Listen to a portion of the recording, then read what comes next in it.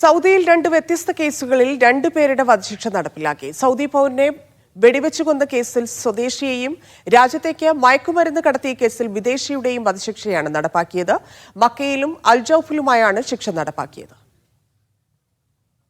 വ്യത്യസ്ത കേസുകളിലായി ഇന്ന് സൗദിയിൽ രണ്ടുപേരുടെ വധശിക്ഷ നടപ്പിലാക്കിയതായി സൗദി ആഭ്യന്തര മന്ത്രാലയം വെളിപ്പെടുത്തി. സൗദി പൗരനായ ആയിഷ് ബിൻ മലൂഹൽ അൻസിയെ വെടിവെച്ചു കൊന്ന കേസിൽ സൗദി പൗരനായ Mamdouh bin Jamia bin Falij al സ്വാലിഹിനെയാണ് വധശിക്ഷയ്ക്ക് വിധേയമാക്കിയത്. അൽജൌഫ് ഗവർണറേറ്റിന് കീഴിലാണ് ശിക്ഷ. ഇരുവരും തമ്മിലുണ്ടായ തർക്കത്തിനിടെ തോക്കുപയോഗിച്ച് കൊലപ്പെടുത്തിയെന്നാണ് കേസ്. പ്രതിക്കെതിരെ പ്രോസിക്യൂഷൻ സമർപ്പിച്ച തെളിവുകൾ ശരിവെച്ചാണ് വിചാരണ കോടതി വധശിക്ഷ വിധിച്ചത്. ഇത് പിന്നീട് മേൽക്കോടതികളും സുപ്രീം കോടതിയും ശരിവെച്ചതോടെയാണ് ശിക്ഷ നടപ്പിലാക്കിയത്.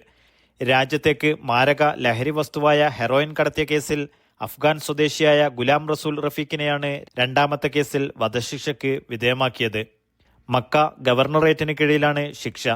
കേസിന്റെ തുടക്കത്തിൽ തന്നെ പിടിയിലായ പ്രതിക്ക് വിചാരണ കോടതിയും പരമോന്നത കോടതിയും വധശിക്ഷ വിധിക്കുകയായിരുന്നു. ശിക്ഷ നിരപരാധികളെ ആക്രമിക്കുന്നവർക്കും രക്തം ചീന്തുന്നവർക്കും ജീവനും സുരക്ഷയ്ക്കുമുള്ള അവകാശം ലംഘിക്കുന്നവർക്കും രാജ്യത്തേക്ക് ലഹരി എത്തിക്കുന്നവർക്കും വിൽപ്പന നടത്തുന്നവർക്കും ഉപയോഗിക്കുന്നവർക്കുമുള്ള മുന്നറിയിപ്പാണെന്ന് ആഭ്യന്തര മന്ത്രാലയം വ്യക്തമാക്കി. Naushad Rikkur, media 1, Dammam.